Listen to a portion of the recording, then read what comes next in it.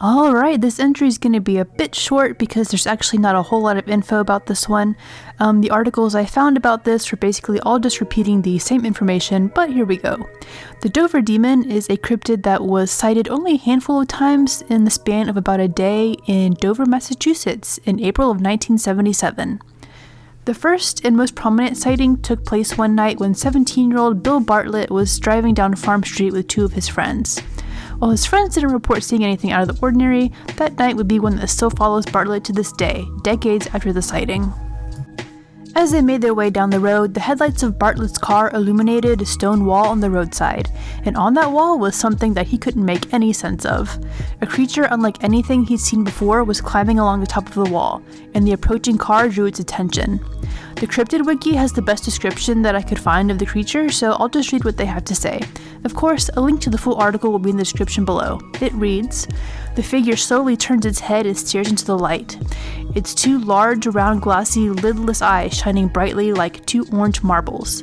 Its watermelon-shaped head, resting at the top of a thin neck, is the size of the rest of its body.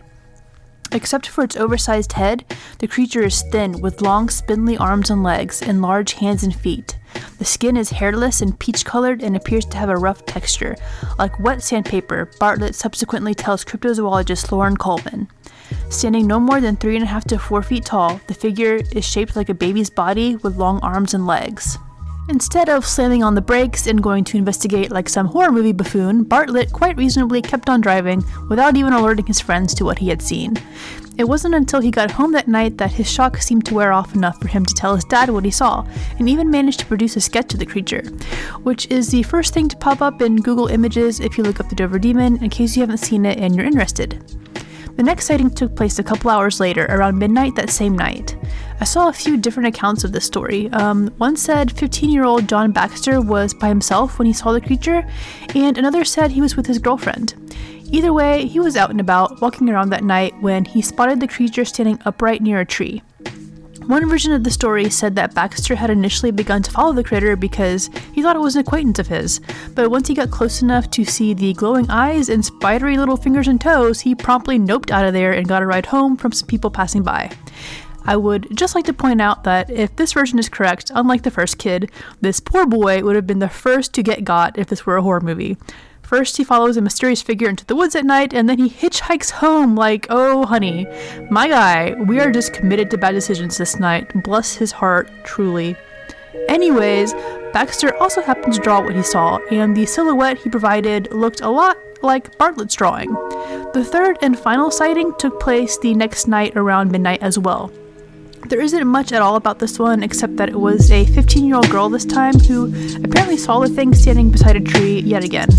And that was it for the sightings of the Dover Demon. As far as I can tell, it has not been seen since, and nobody is sure what it was. Explanations have ranged from baby moose to escaped monkey, but nothing quite fits the description exactly. Bartlett was pretty adamant that it didn't look like any animal he'd ever seen, and that it had an uncanny humanoid quality about it.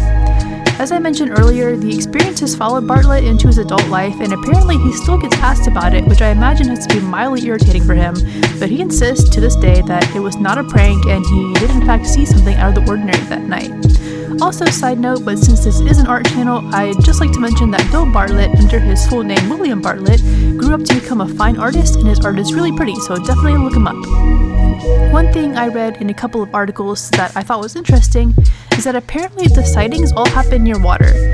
The description of the creature with its huge eyes and hairlessness got me thinking maybe it could have been some kind of weird semi-aquatic critter, but 45 years later and no other sightings, so I guess we'll never know. When it comes to the art for this cryptid, I'll be honest, I had a really hard time coming up with something. I knew I wanted to draw some version of Bill Bartlett's sketch of the thing, but it was so unlike anything else I've drawn that I was pretty stumped. It gave vibes of the very simple, old-timey version of gray aliens. I'm used to drawing things with, fur or feathers or scales or some focus for visual interest. I don't know if that makes sense, but what I'm trying to say is that I'm used to drawing things with a more complex design, so trying to recreate such a sleek and bare-bones creature was difficult. Of course, I did have to add my own spin on it and make it more interesting for myself. I read in one article that the creature did not have a nose or mouth, but I chose to give it those things just for funsies. I read an explanation that it was possibly an escaped gibbon, and somehow in looking up gibbon reference images, I happened upon a picture of a hairless baboon and thought the overall shape of that animal was very similar to how the creature was described.